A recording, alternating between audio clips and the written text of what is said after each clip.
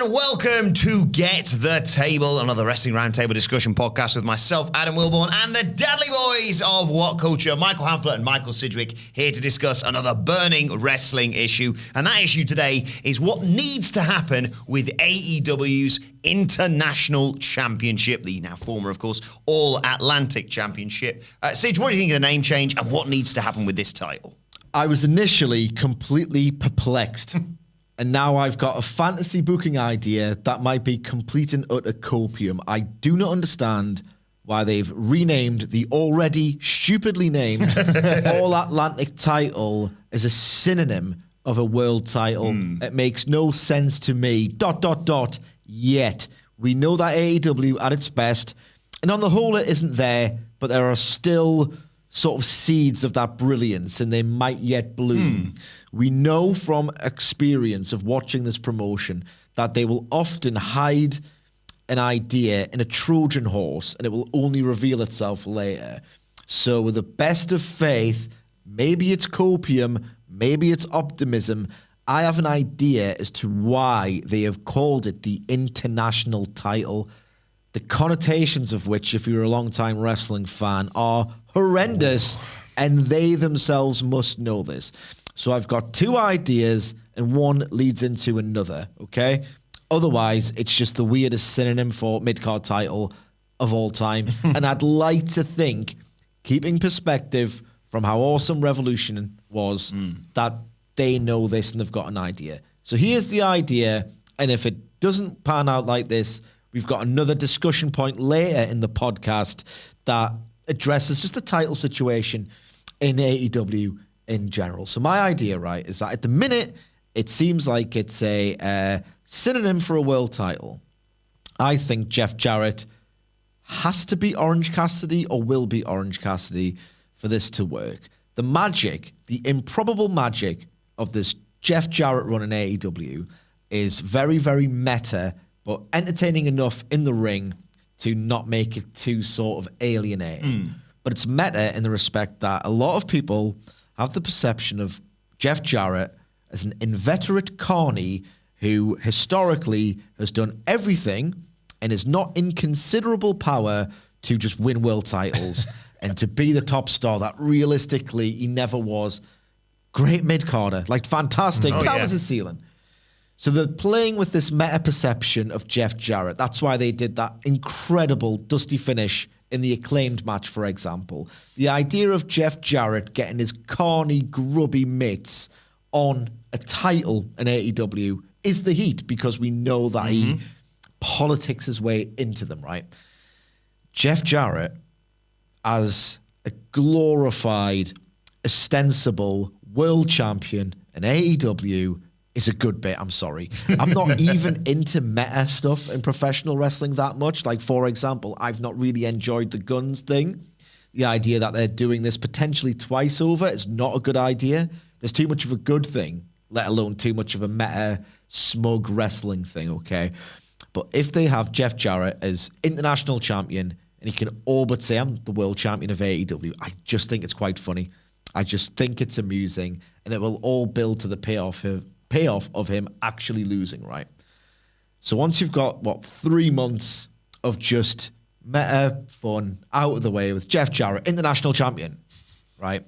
I think that that's the Trojan horse to introduce a new identity to this renamed title as the international title, with the idea being that the trappings of North American episodic weekly mainstream TV wrestling mean that, and I don't like this, by the way, that wrestlers who do not speak English as their first language often struggle to get a push because of the very exposition-heavy, like promo-heavy approach employed by the North American mainstream TV booker. If you have an international title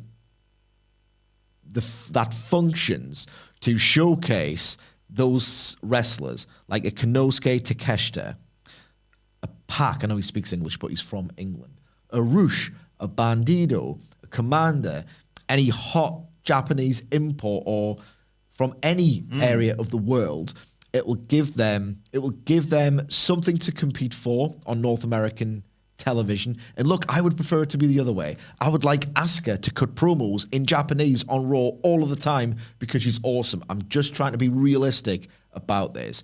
And it can function akin to the WCW Cruiserweight division, except there's no weight limits because that can't exist in the age of the hybrid wrestler in professional wrestling right now.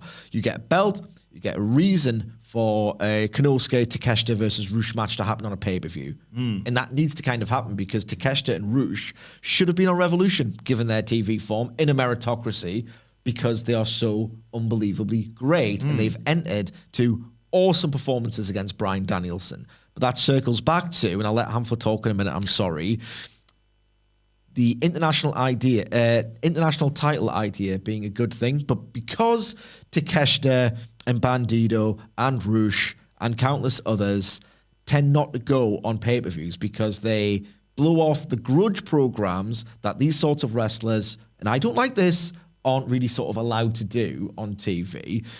They can have international title matches and Takeshita and Bandito and Rush can be on the pay-per-views. So that's a way to salvage what I think immediately, deep down, isn't the best idea. But that in itself might not be the most forward-thinking, progressive solution.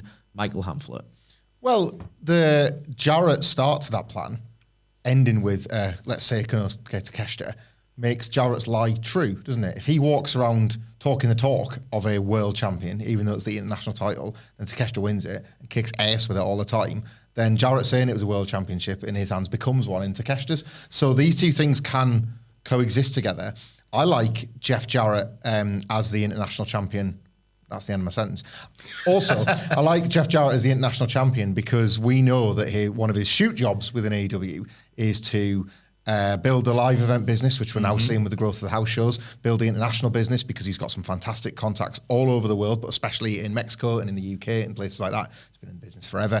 There's a London show with no other details announced, but a Jeff Jarrett title match on that show will kick ass, and not just because I'd like to be there in person for it, because genuinely, if you put him against a Pac was the name we thought of, but there are other British people, it's one of the hottest matches of the night, one of the best heels you've got, trying fighting tooth and nail to hold on to a title he doesn't deserve against a super athlete. It's going to be awesome. When that title was launched and Pac had it, they had him defend it in a couple of independent shows over here, I think it was. And that title felt really cool all of a sudden because you are allowing your talent to work independents, which looks great for AEW. They're taking with them a belt, which has TV value and thus is selling tickets and adding value to that independent show. So you are looking like you're offering this fantastic open world relationship with other independents. And then it just becomes a B and C level title match to pad out your pay-per-views and TV. All of that goes away ultimately. I loved this Orange Cassidy reign, but he might as well have held the TNT title. In fact, I've preferred it to the TNT title all the time he's had it, but it's not been what we were kind of sold with Pac.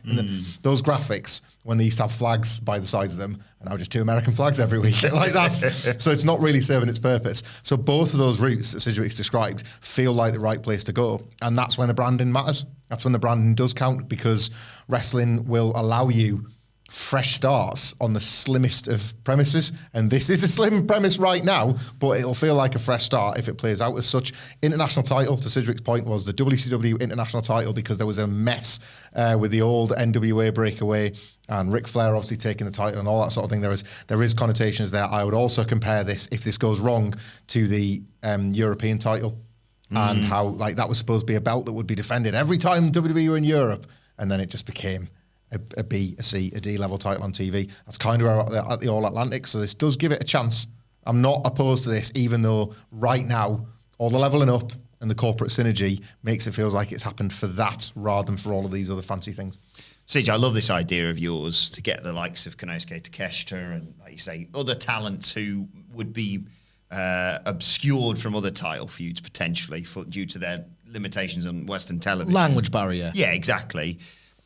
But there's another side to this that you've told me about, that you've got to strike an interesting balance here about it not just being the marginalized talents, basically. Yes, I think it's a step forward, this idea that we've just come up with, that we don't know is actually happening. Yes. It's a step forward, but there is a risk of, say you've got this absolutely incredible international superstar who's just arrived in a promotion, Konosuke Takeshita, and you initially bring him in to compete for this international title, the stylistic selling point of which is you're going to get these absolutely incredible hybrid matches with these amazing wrestlers who have perfected a style that you're not necessarily au fait with being a predominantly North American TV wrestling viewer. You do have the risk, though, of someone like Takeshita having this ceiling. All right, you can work, your matches without much substantial storylines behind them because it's fixtures towards a goal. And to be honest, that's what a lot of people just want in their wrestling, which a lot of, bloodline marks don't seem to understand. I can like both. You know what I'm getting at. It shouldn't be a ceiling. It should be a vehicle. And that's the point I really want to stress. I do not want this fantasy booking idea to come across like, oh, you can just shunt them over there, marginalize them, give them a reason to wrestle, and then on we go with the blood feuds and the English unscripted promos and all the rest of it. Like any mid-card title ever, the international title can genuinely function as a vehicle and a platform for someone to get over to the next level. There's no way that this thing that we've invented, that we've made up, that we've came up with, can't function like the WWE Intercontinental title. I would like it to function more like the Intercontinental title than the Cruiserweight title in WCW, because as legendary as that championship was, it was a ceiling. So we want this to function as the Intercontinental Championship of the late 1980s and early 1990s, and not the WCW Cruiserweight Championship, as legendary as it was, of the mid 1990s, because it all went drastically wrong. It's not a ceiling, it's a vehicle. Konosuke Takeshita has cut brief but genuinely really funny promos in English on American national television. And I don't think there's any reason. Look at how over he is. He's more over than 1 million American professional wrestlers. So I would never want this thing and this, alternate reality we've created to act as a ceiling. I just wanted to stress that. I mean, I love that example. I just wish I knew what you were referencing when you say those great Intercontinental champions, because I've never really heard those referenced by modern day Intercontinental champions. I don't know the prestige of the belt of which you speak. Yeah, they should have talked more about bringing the prestige back. Yeah, like if only somebody had brought that up every single time over the past 20 years, then I might have known what you were talking about. Shame. It's coming back to an age-old question I feel like I ask all the time when we're talking about belts in AEW, whether or not there are too many of them. Yep, too many belts. Belts. Follow me at M. Sidgwick. Belts have replaced rankings. Belts have replaced stories, because sometimes the rankings are the story. God, I miss those days. Like, I was thinking over when Revolution, to be fair, which was an absolutely tremendous card that did not just rely on titles for every match, and was credited for its pacing and for its amount of matches versus what we've had. There have been several problems with the overstuffed AEW pay-per-views, and that has partly been as a result of the addition of belts, because all of a sudden every single belt has required a spot on the card. Orange Cassidy, as All-Atlantic champion, walked into a tag team title match. Jade Cargill didn't wrestle as TBS champion. There's just two examples. There's probably one or two I'm forgetting, but certainly if you consider when Ring of Honor was being folded in, when FTR were belt collectors, when Kenny Omega was a belt collector, when Sammy Guevara and Ty Conti, Ty Mello had the AAA intergender tag belts. Was it like every match was suddenly feeling like it had a belt rather than a story? And we warned people of this at the time. You want to go deep into our archives.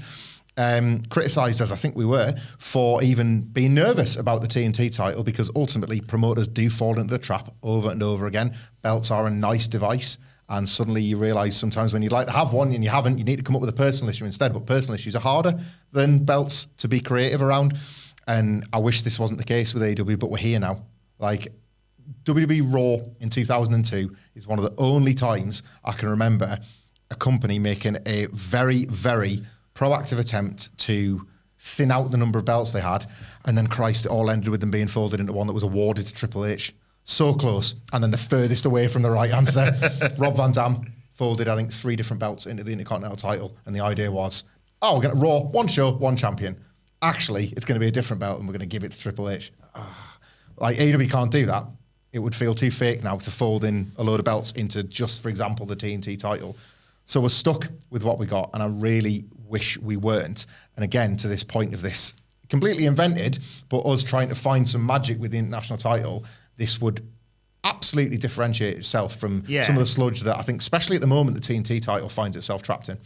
There are too many belts, and I keep going back to the example of the AEW World Tag Team title in 2020 and just how much it meant to the people who lost it, who'd won it, who'd competed for it, and the fact that there were so few titles comparatively at the time forced Tony Khan to really tell intricate personal stories around these elusive prizes that, by virtue of being elusive, genuinely felt prestigious, be all, end all, the ultimate objective of why all of this exists. So in 2020, Kenny Omega and Hangman Page win the AEW World Tag Team titles, like in a great match against SCU. This really rankles with the Young Bucks, who are the tag team in the Elite, potentially the best tag team of all time, certainly in the conversation, or at least if you hate their style, you can't really begrudge they're one of the most important and, kayfabe, sort of winningest tag teams, okay? They failed to win them at Revolution. It's a heartbreak for them because Kenny Omega and Hangman Page are so dominant and so good. You get FTR signed to All Elite Wrestling in May 2020. They understand how difficult it is to get these tag team titles because they've been built as this ultra credible thing that personal programs and rivalries can orbit.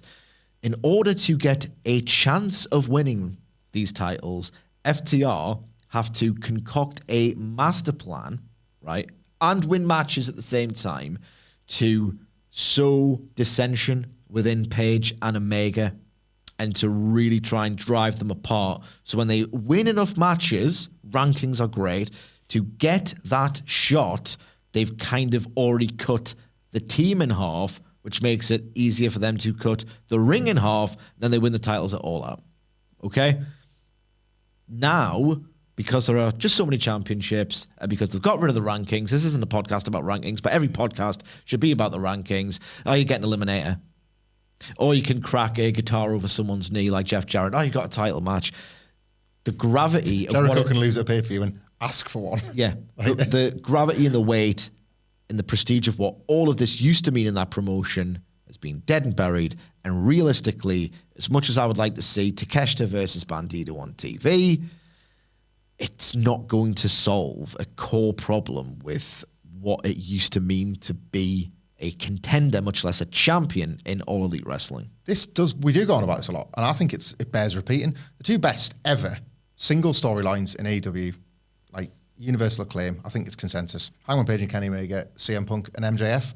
Both of those stories at the core were about the men being diverted away from the world title. Like CM Punk and MJF were neck and neck in the rankings to the point where CM Punk forces MJF down the rankings with that DQ to the point where CM Punk is diverted away from his quest to win the world title by having to fight MJF first. Similarly, Kenny Omega and Page are drawn together because neither of them can get near the world title because they've both fallen short in different ways in their career early on while Chris Jericho was a champion. Like, there was only that one belt, but it forged rivalries just by existing because every single wrestler in the locker room only had one. And then with the TNT, which I think definitely very, very quickly, thanks to Cody Rhodes, earned its place. Yeah. And Mr. Brody Lee as well. Like, very, very quickly, they earned their places as the two prizes. And you got a locker room full of very hungry wrestlers. And then in some cases, those hungry wrestlers have no choice in Page and Omega but to work together. Should we try this then? I will see if we can make this work. It was better. Like, rankings and less belts was better. It was. In conclusion, do my specific idea or get rid of it. Yeah. I love this idea for the new AEW International Championship, but we'd love to know your thoughts in the comment section below or on Twitter at WhatCulture WWE. Well, actually, you can follow all three of us. You can follow Michael Hamflett at Michael Hamflett. Follow Michael Sidgwick at M. Sidgwick. Follow me at Adam Wilborn. Follow us all at WhatCulture WWE, as I said. And make sure you subscribe to WhatCulture Wrestling wherever you get your podcasts from for daily wrestling podcasts. But for now, this has been Get the Table. My thanks to the Dadley Boys. Thank you for joining us, and we will see you soon.